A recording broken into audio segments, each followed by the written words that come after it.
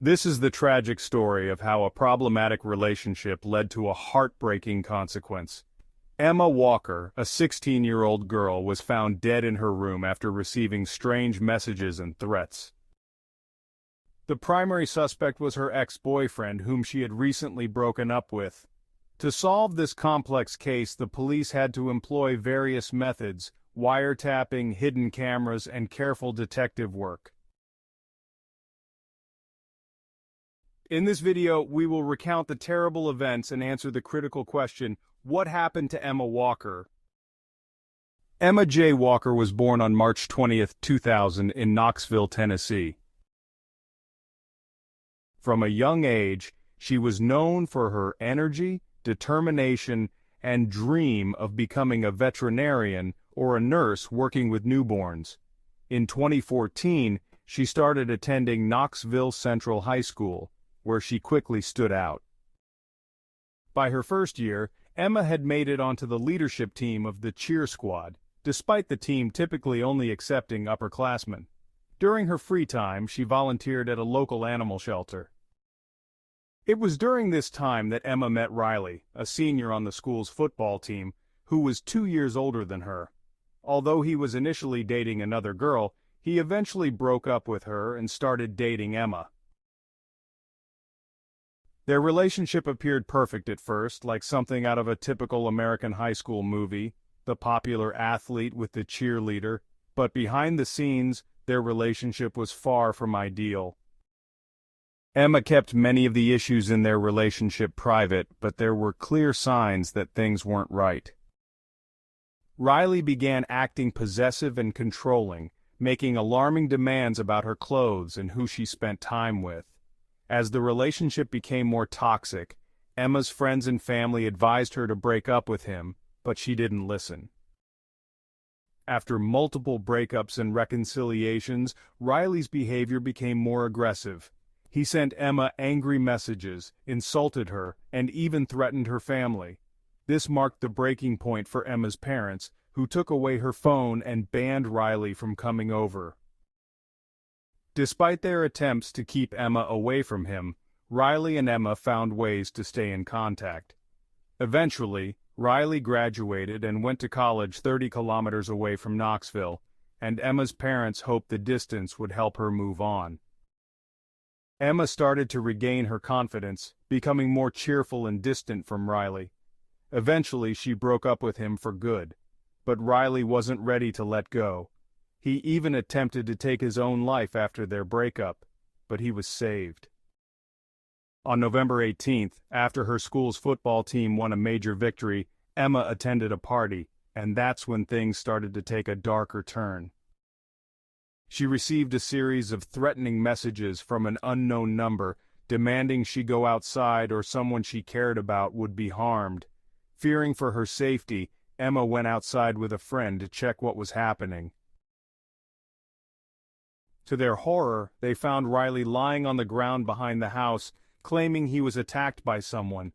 Emma didn't believe his story, but she was shaken.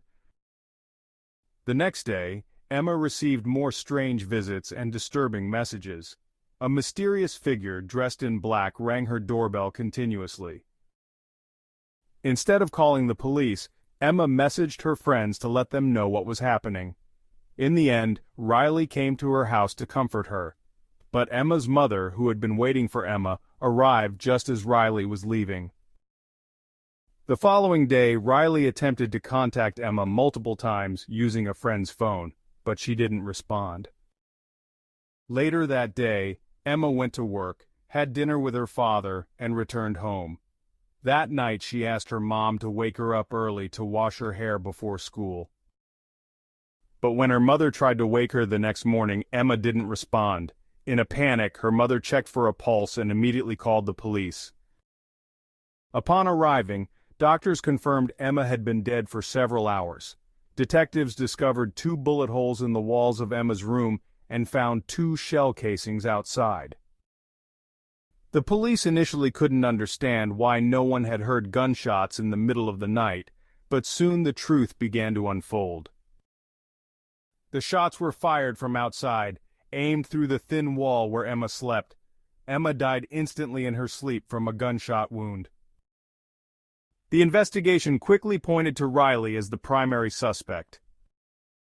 He posted strange messages on social media about Emma even before the cause of death was officially released. He seemed to have no concern for what had happened to her, which raised alarm among the investigators.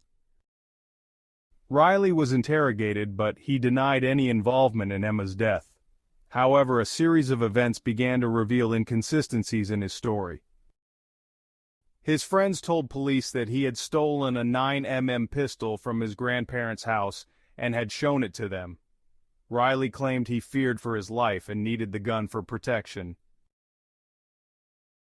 The police set up a sting operation involving Riley's friends.